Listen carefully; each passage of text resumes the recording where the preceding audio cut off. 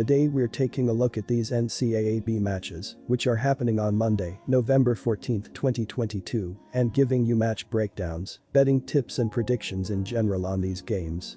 Welcome back to High Stakes, let's get straight into it. Also, don't forget to subscribe and push that notification bell to get notified as soon as we release these sport prediction videos, and if you would like more betting tips and predictions, then check out our Patreon in the link down below.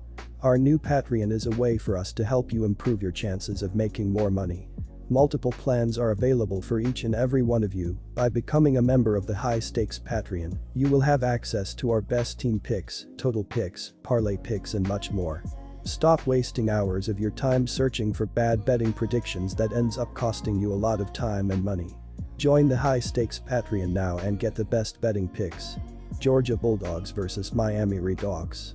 Although Georgia is more talented than Miami and comes from the stronger conference, I don't trust laying more than 12 points on the Bulldogs here.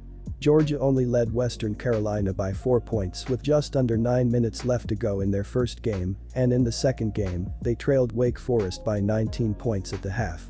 Although this will be the first road game for Miami and their biggest test yet, I expect them to be motivated to make a statement under new head coach Travis Steele.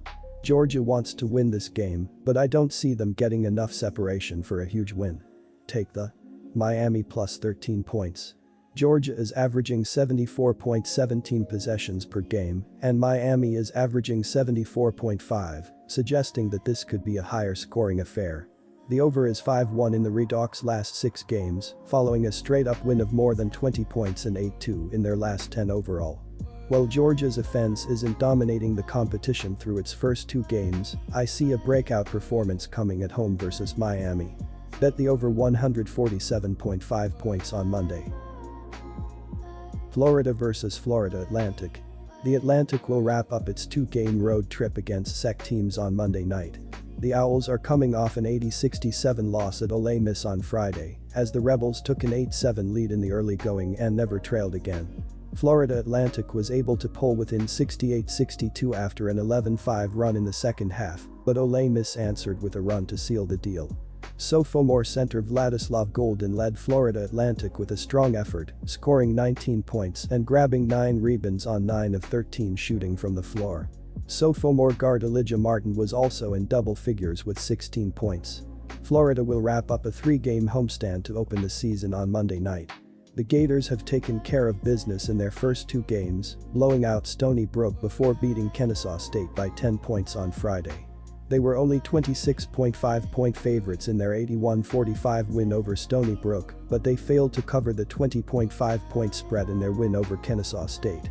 Florida has been playing at a fast pace under first-year head coach Todd Golden, which will be interesting in its matchup against a Florida Atlantic team that is number 319 nationally in pace. The Gators have averaged 84.5 points in their first 2 games and are shooting 50.9% from the floor this year. Star big man Colin Castleton is coming off a career-high 33 points against Kansas State, and he is averaging 23.0 points, 7.0 rebounds and 3.5 blocks. His output was the most by a Gator since Jalen Hudson scored 33 points against LSU in 2019. Sophomore guard Will Richard is the second leading scorer with 14.5 points per game. Florida will be hoping to fix some defensive issues, though, as it allowed 44 points in the second half against Kansas State.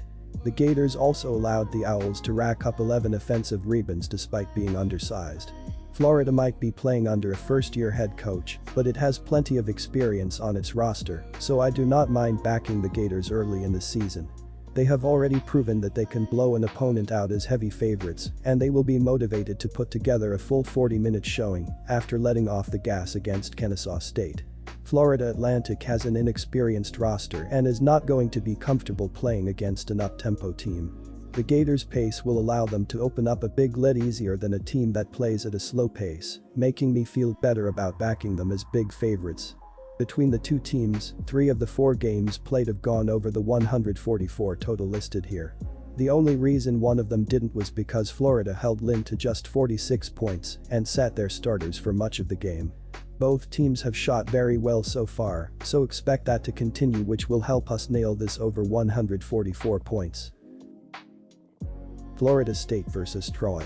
Florida State has struggled out of the gate as they enter this game 0-2 after falling to UCF on the road Friday night. Leonard Hamilton's group is hoping to get back on track at home while recording their first win of the season. Against UCF, Florida State led 8-4 minutes into the game, but that was pretty much the high water point for them. The Seminoles were down 27-26 with 7:33 to play in the opening half, but were outscored 12-3 the rest of the half to trail by 10. Florida State saw UCF open the second half with a 9-2 run to go down 48-31 with 14:24 to play. They never got closer than 11 the rest of the way.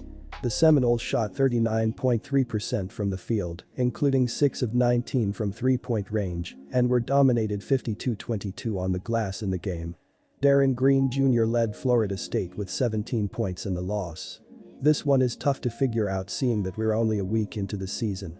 Troy has a pair of wins over non-Division I foes, while Florida State lost a pair of games to mid-major Division I programs in their opening 2 games.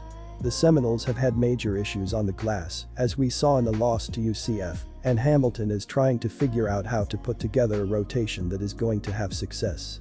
Well, it's safe to say that Troy isn't going to maintain their early success with a 37-point margin on the books. They at least have momentum going for them.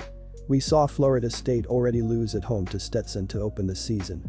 They should win the game, but until I see some sign of competence, I'll ride with Troy in this contest. Take the Troy Trojans. Troy is off to a strong start at 2-0, but its first 2 opponents were Division II and III schools. Nevertheless, Troy is scoring an average of 91.5 points per game, which is 37th in the country. The Trojans are shooting 47.5% overall and 30.5% from behind the three-point line.